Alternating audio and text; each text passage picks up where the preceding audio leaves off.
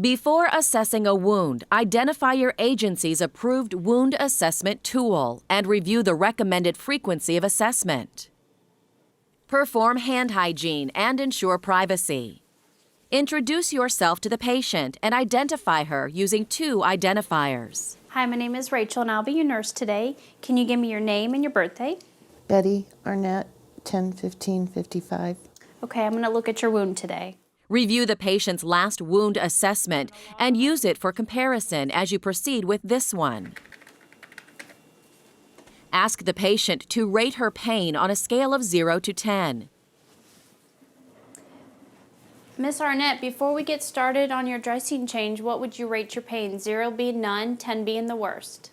About a 2. Note whether she appears anxious as you explain the wound assessment procedure to her.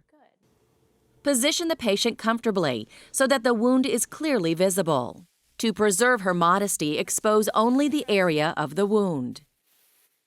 Fold the top of a waterproof biohazard bag to form a cuff and place the bag within your reach. Okay, good. Apply clean gloves and remove the soiled dressing.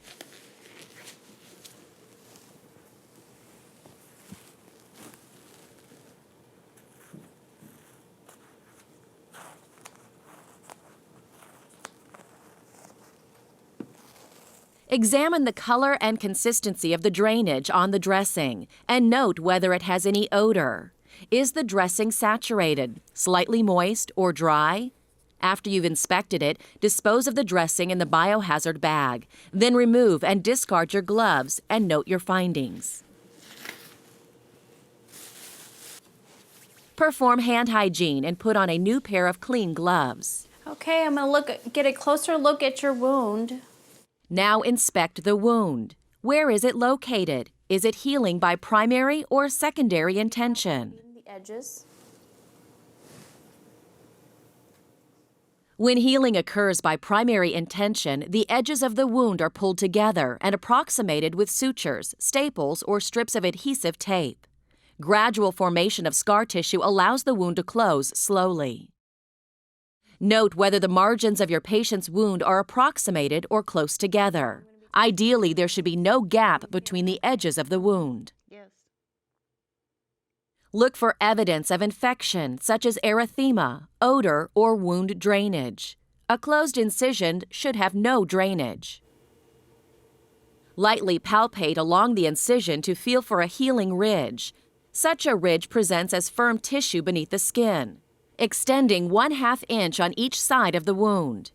It appears 5 to 9 days after surgery. Pressure ulcers and contaminated surgical or traumatic wounds heal by secondary intention. In this process, granulation tissue forms and the wound edges contract, healing quickly but leaving behind a more obvious scar. To assess such a wound, begin by noting its anatomic location. Using a centimeter measuring guide, note the wound's length, width, and depth. Measure its length at the longest point of the wound. Measure its width from side to side. Gauge the depth of the wound by inserting a cotton-tipped applicator into its deepest part. Mark the applicator at the level of the skin. Then discard the applicator and measuring guide in the biohazard bag. To assess for undermining or tunneling, use a cotton-tipped applicator to gently probe beneath the edges of the wound. Indicate the location of the undermining, if any, using a clock face with the patient's head representing the 12 o'clock position and her feet marking 6 o'clock. Document how many centimeters the undermining extends beneath intact skin. If the wound is a pressure ulcer, assess the extent of tissue loss by determining the deepest viable tissue layer in the wound bed. Necrotic tissue may prevent you from seeing the base of the wound. Identify the tissue type, noting what percentage is intact.